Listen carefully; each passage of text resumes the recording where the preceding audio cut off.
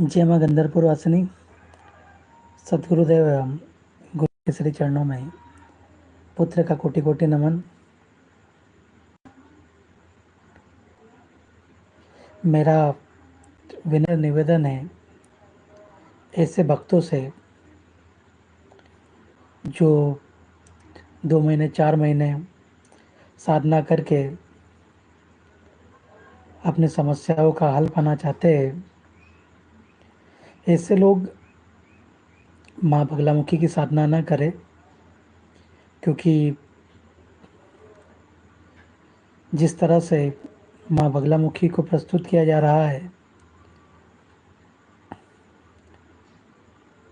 आप भ्रमित ना हो। माँ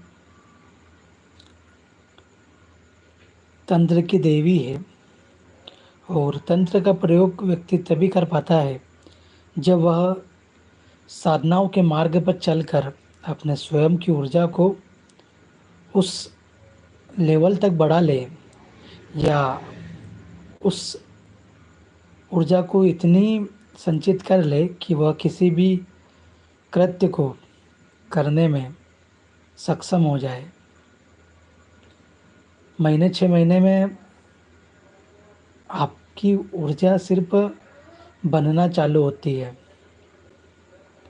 और आप सोचते हैं कि हमारे कष्ट दूर हो जाएं, तो ये आपकी भूल है। हमेशा ध्यान रखें,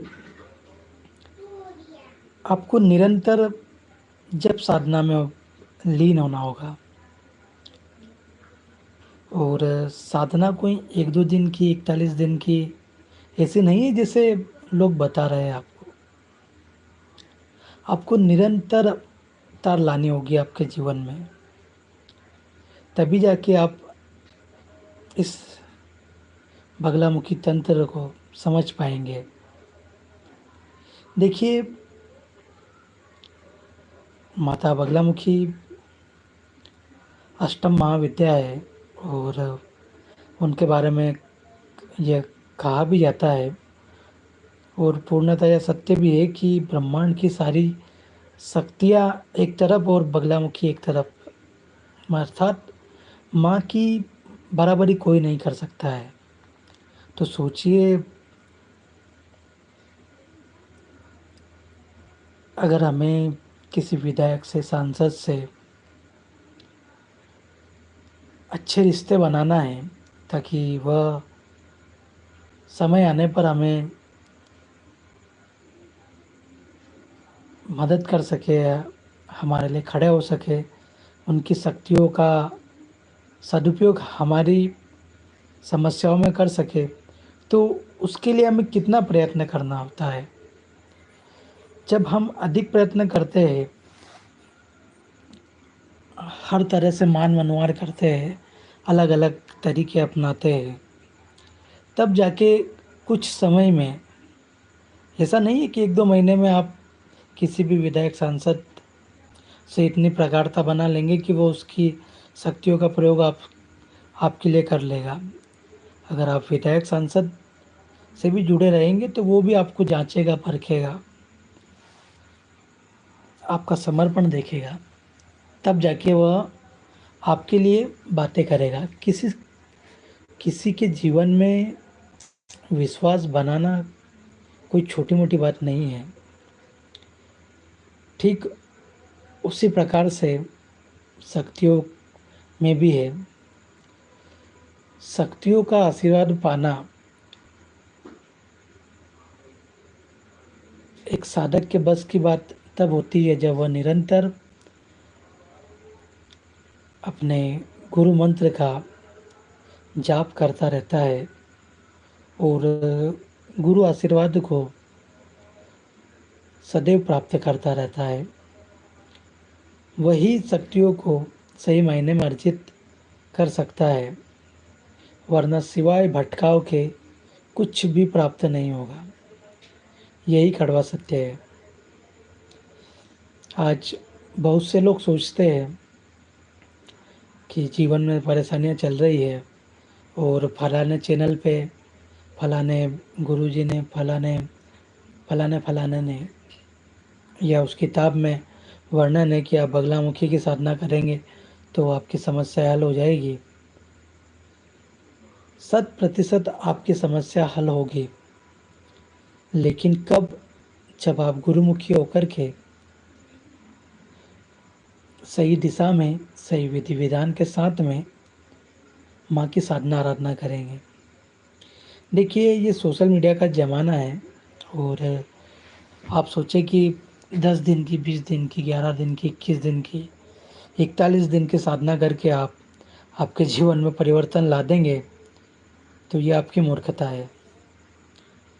आपको दृढ़ संकल्प के साथ में क्रम अनुसार अपनी साधना को प्रारंभ करना होगा।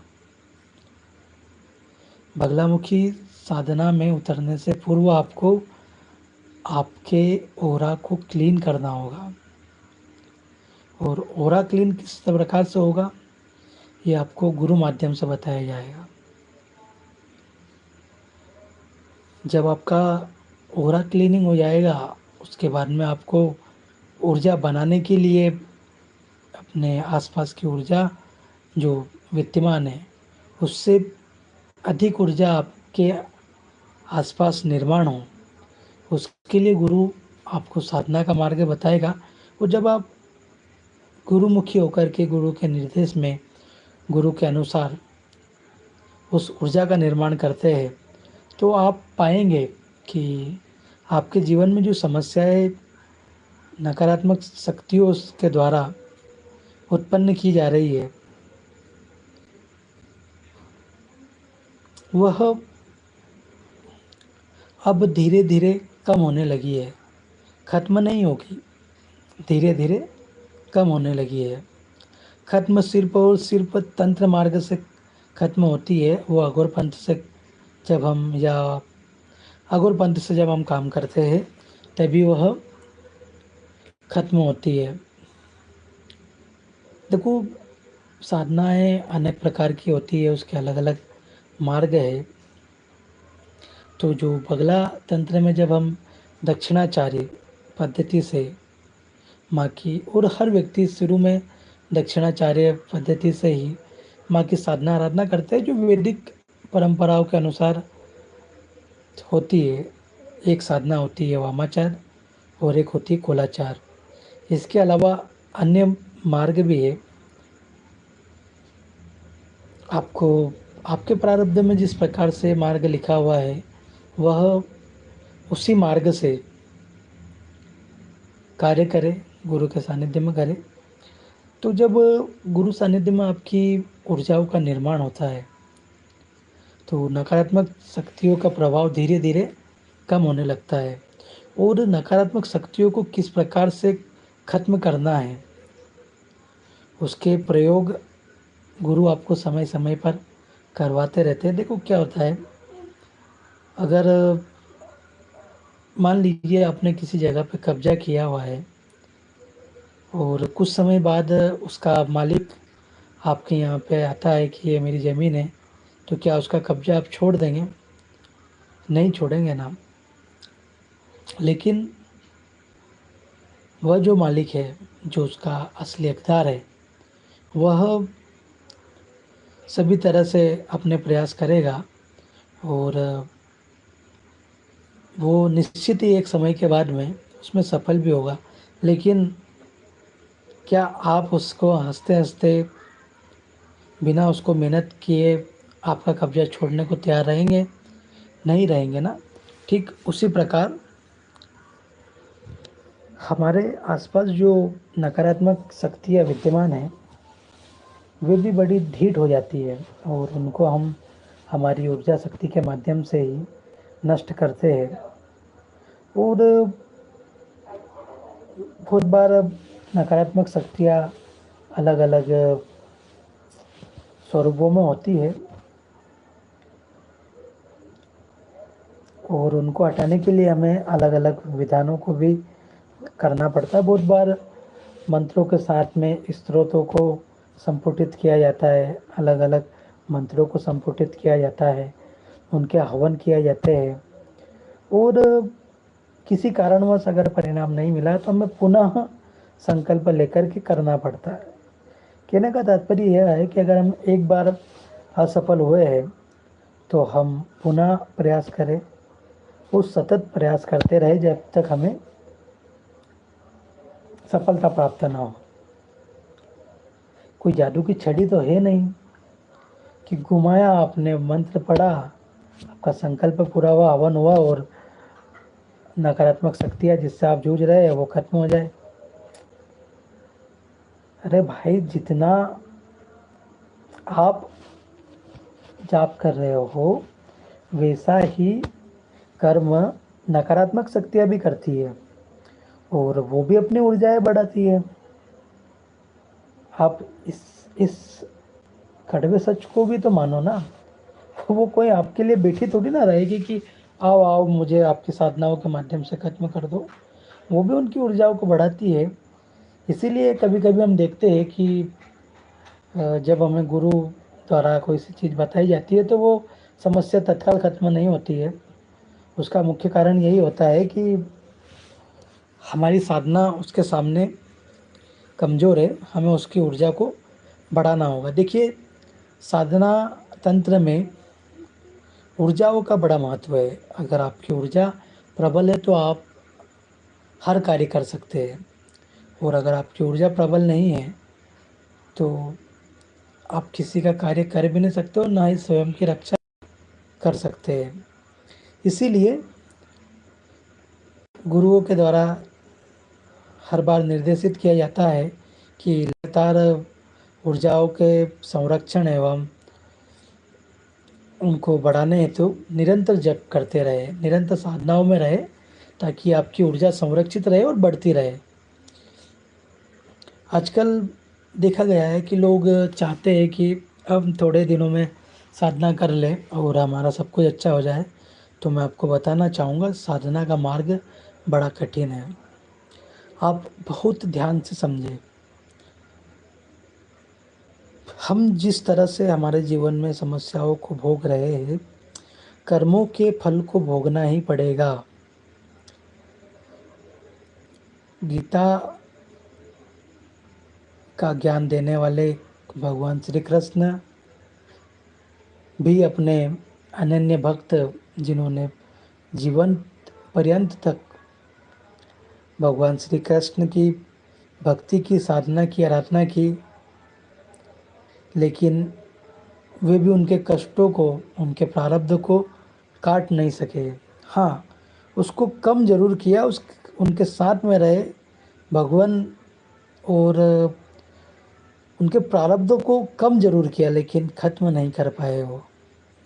यही कड़वा सत्य है। कर्म का फल हमें भोगना होगा। प्रारब्ध में जो लिखा हुआ है वो होके रहेगा। बस ये है कि हम साधना आराधना करेंगे तो साधना आराधना के माध्यम से हमारे जीवन में जो समस्याएं क्रिएट हो रही है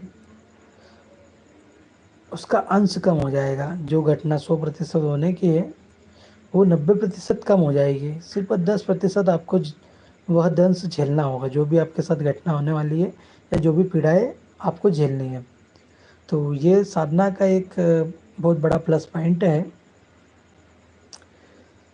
इसलिए कभी भी ये सोचकर साधना के क्षेत्र में ना आए कि मैं थोड़ी सी साधना कर लूँगा, माँ मेरी सुनेगी। तो कोई सी भी शक्ति आपकी गुलाम नहीं है, और आप उनकी साधना करके, उनका हवन करके, उनके पाठों का, स्त्रोतों का नित्य जाप करके उनके ऊपर कोई एहसान भी नहीं कर रहे हो।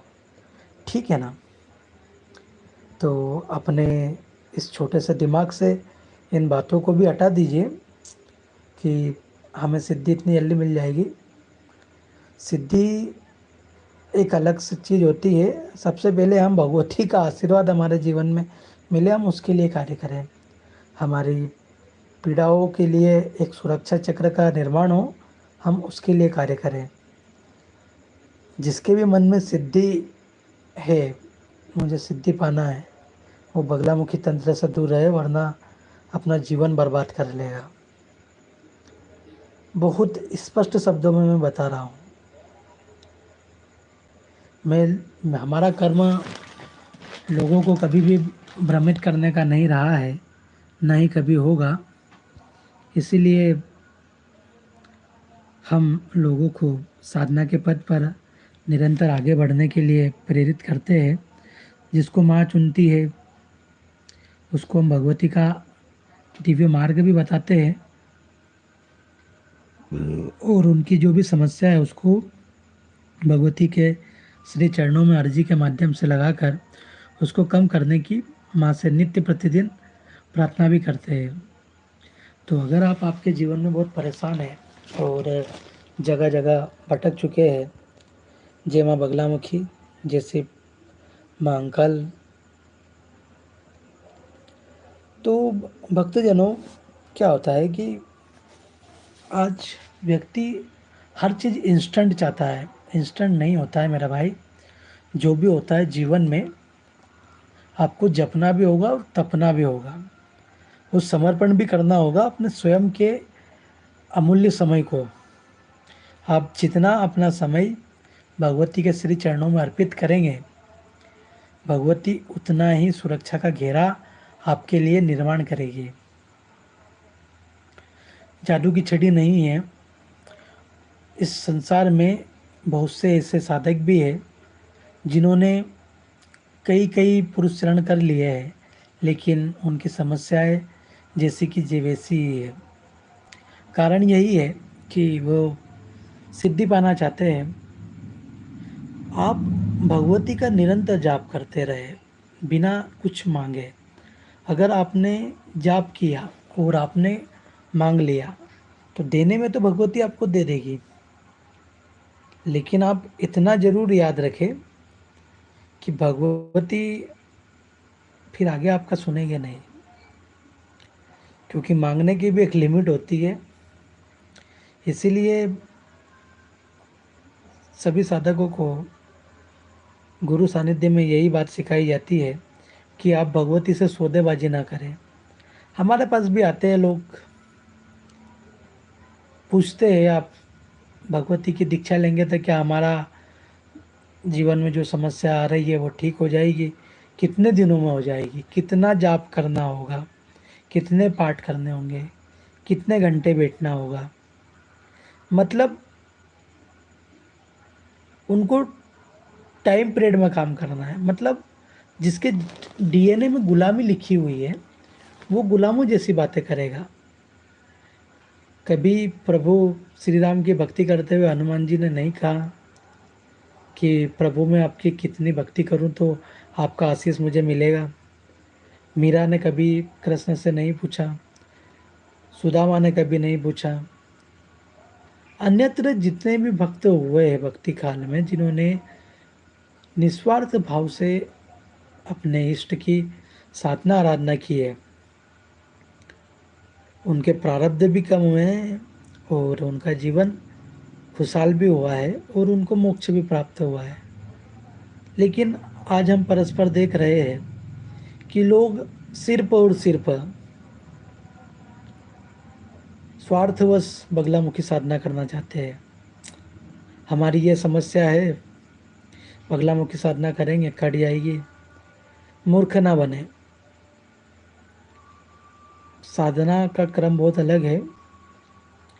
जिस तरह से लोग प्रचारित कर रहे हैं ये दुकान चलाने वाले, उस तरह से नहीं है। आपको निरंतर जपना होगा, निरंतर तपना होगा, तब जाके आप भगवती को पा पाएंगे और तब जाके भगवती आपके प्रारब्धों को कम करेगी, खत्म नहीं करेगी, कम करेगी। तो साधना का मार्ग बड़ा कठिन है। यहाँ पे अग्नि परीक्षा भी होती है और अग्नि परीक्षा देनी भी होगी। दीक्षा के बाद में जितनी पीड़ाएं आपके जीवन में है ना, उससे 4 गुना पीड़ा आपके जीवन में आने के लिए आमंत्रित रहती है जब आपकी दीक्षा हो जाती है, जब आप साधना काल में होते। क्योंकि क्या होता है कि आपकी टेस्टिंग चलती है। ये मान के चलो आप माँ के साथ के सचरणियाँ और जो हाइट साइड रहते हैं उनके अंग देवता, उनके भी अंग देवताओं के द्वारा, उनकी सचरणियों के द्वारा और हमारे आसपास विद्यमान नकारात्मक शक्तियों के द्वारा हमारी नित्य प्रतिदिन परीक्षाएं ली जाती है, और जो उनके द्वारा ली जाने वाली परीक्षा में सफल नहीं हो पाता है, डर जाता है, हतोत्साहित हो जाता है, बीच में ही साधना छोड़ देता है, वो व्यक्ति कभी भी एक अच्छा साधक नहीं बन सकता है। माँ तंत्र की देवी है। आपको जब आप साधक बनेंगे और गुरु सानिध्य में आप साधना करते हैं तो आपको अलग अलग प्रयोग भी बताए जाते हैं स्वयं की रक्षा के लिए और जन कल्याण के लिए, और विशेष परिस्थितियों में किस प्रकार से किन मंत्रों का प्रयोग किया जाता है, किन औषधियों के द्वारा किस प्रकार का हवन किया जाता है, कौन कौन से मंत्रों का किस समय संपुटित करके प्रयोग किया जाता है, किन स्त्रोतों का पाठ किया जाता है। ये सभी चीज़ें आपको समय के अनुसार ही अवगत कराई जाती है, और गुरु जब आपको उस लायक जानते हैं, समझते हैं, तभी आपको वो चीज़ें प्रदान करेंगे। आप सोचेंगे कि मैंने दीक्षा ले ली और मुझे गुरु जी जल्दी जल्दी सारी चीज़ें करवा दें, ऐसा नहीं होता है। आपको क्रम अनुसार ही जपना होगा, तपना होगा।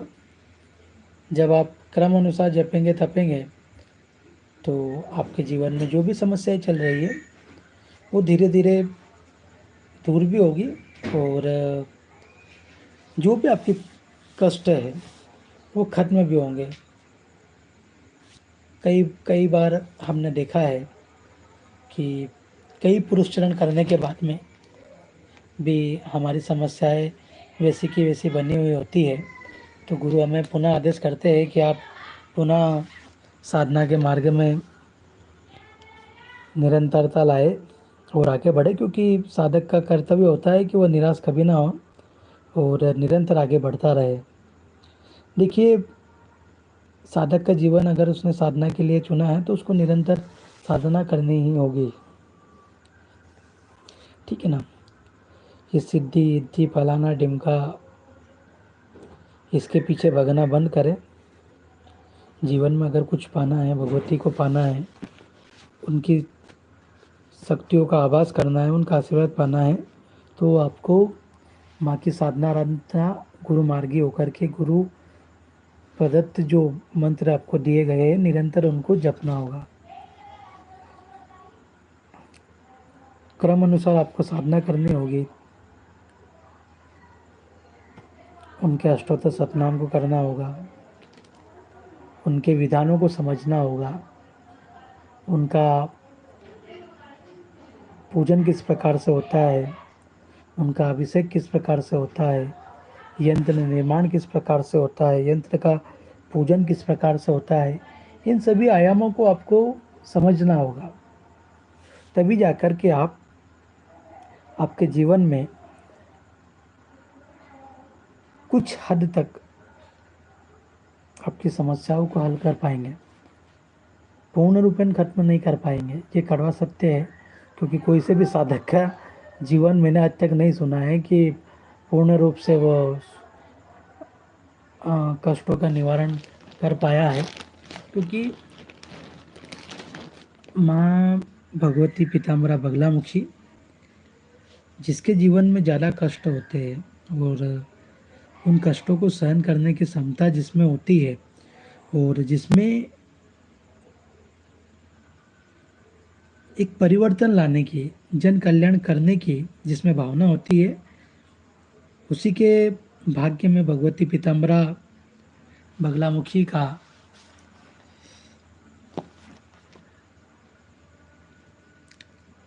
साधना करने का प्रादुर्भाव, या यूँ कहे कि सौभाग्य प्राप्त होता है। और जो लोग कौतूहलवश भगवती को पाना चाहते हैं, मैं उन लोगों को बताना चाहूँगा कि भगवती पीताम्बरा कोई हलवा नहीं है, और ये जगह जगह जो लोग आज प्रसाद के रूप में साधनाएं बांट रहे हैं, वैसी साधना भी नहीं है। मेरे भाई, अगर आपको बगलामुखी की साधना करनी है तो आपको निरंतरता लानी होगी, तभी आप भगवती का आशीष पा सकते हैं और उनकी साधना आराधना को आप कर सकते हैं। अन्यथा महीने, 6 महीने, 4 महीने, साल भर की साधना करने के लिए अगर आप भगवती की साधना कर रहे हैं तो आप आपका जीवन बर्बाद न करें। यूं ही बजे, यूं ही अगरबत्ती लगाए और खुश रहे। आपको करना है तो सिर्फ यही कर सकते हो आप, बाकी उनके साधना के क्षेत्र में ना आए। अगर आप में दम नहीं है तो आप ना करें। बहुत सारे हमने लोगों को देखा हुआ है कि उनकी दीक्षा होने के बाद में वो हमारा फ़ोन भी नहीं उठाते हैं।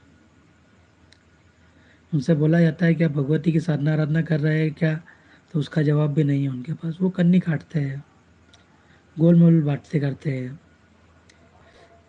अगर सौभाग्य से अगर आपको भगवती का साधना करने का सौभाग्य प्राप्त हुआ है तो आप माँ की साधना आराधना करें।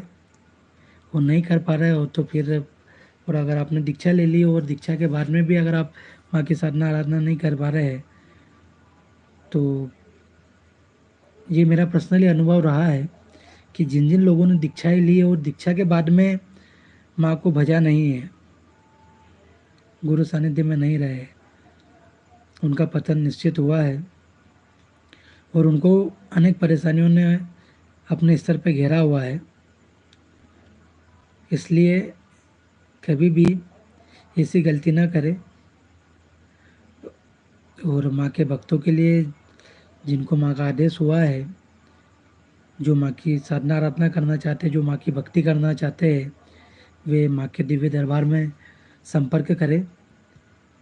अगर आपको माँ ने चुना है तो आपको आगे के लिए किस प्रकार से माँ से जुड़ना है, माँ की दीक्षा किस प्रकार से मिलेगी, माँ को अर्जी किस प्रकार से लगानी है, ताकि आपकी निर्विघ्न साधना पूरी और आपकी जो भी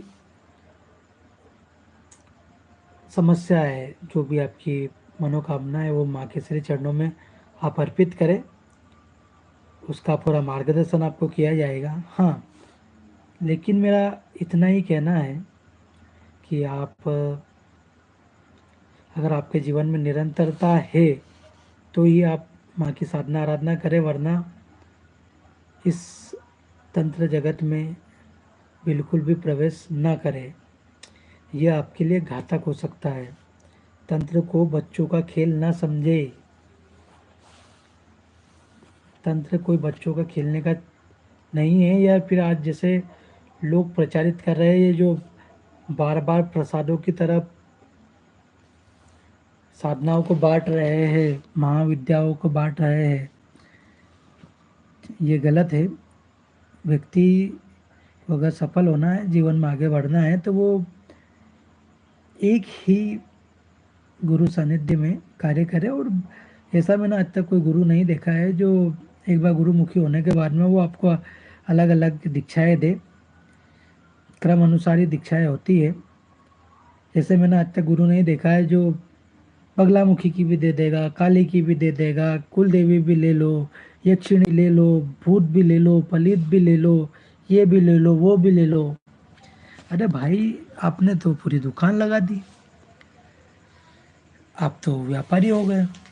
आप भ्रमित कर रहे हो। व्यक्ति, स्पष्ट शब्दों में कहा गया है और ज्ञानियों द्वारा समझाया भी गया है कि अगर आपको जीवन में सफल होना है तो गुरु मार्ग पर चलकर आपको जो गुरु मंत्र मिला है उसी की निरंतरता आपको रखनी होगी। लेकिन आप करते क्या है, 20 दिन ये वाली साधना कर ली, 20 दिन कुल देवी की कर ली, 20 दिन काली की कर ली, 1.5 फुटिया की कर ली, यक्षिणी की कर ली, ये वाली साधना कर ली, वो वाली साधना कर ली, ये प्रयोग कर लिया, वो साबर मंत्र कर लिया। अरे भाई, आप किसी का जीवन बर्बाद क्यों कर रहे हो? इसीलिए कहा गया है कि गुरु का चयन हमेशा सोच समझ कर करें। गुरु के बारे में पूरी जानकारी ले, उसके बाद में ही गुरु बना है। ऐसा गुरु ना बनाए जो डाल डाल पात पात घूमता हो। गुरु सानिध्य में हमेशा एक ही पथ पर चलने की आज्ञा दी जाती है और एक ही मार्ग पर चलने के लिए बताया जाता है। लेकिन प्राय हम देख रहे हैं कि सोशल मीडिया पे आज ऐसे ऐसे गुरु पैदा हो गए हैं, या यूँ कहें कि हो सकता है ब्रह्मा जी ने पैदा कर दिया है उनको।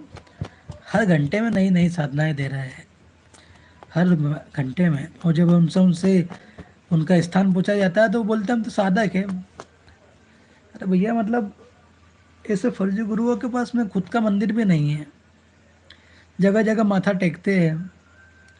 ऐसे जगह जगह माथा टेकने वाले गुरुओं से भी सावधान रहे, क्योंकि गुरु नहीं, गुरु घंटाल है वो, है ना। तो सचेत रहे, सतर्क रहे, सावधान रहे, और जिसकी भी शरण में जाए उसके बारे में पूरा पता करें। अगर आप भी माँ की साधना आराधना करना चाहते हैं तो माँ के दिव्य दरबार में संपर्क करें। जय माँ बगलामुखी, जय श्री माँ अंकाल।